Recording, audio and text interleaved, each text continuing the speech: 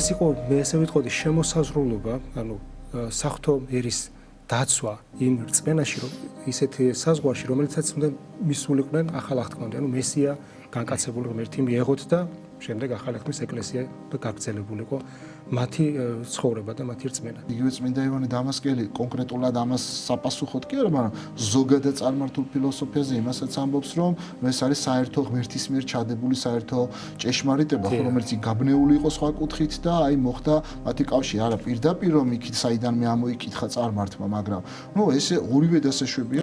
ყოველ ოთხშაბათს 18 საათსა და 5 წუთზე ღვთისმეტყველების საათი წამყვანთან დეკანოს გიორგი ხანთაძესთან ერთად. შენ ამბაზიდან ამოხვედი და შენი გული მაინც შორს არის ღმერთისგან. მაშინ როგორ გექნება მასთან თანაზიარება? ანუ ამას ჭირდება რწმენა და ცხოვრება, რწმენითი ცხოვრება, ასე ვთქვათ, ხო? აი ამას ვამბობ, რომ ის პირობად გარეგნული სახსრულება, არამედ შინაგანი შეცნობა ღმერთის.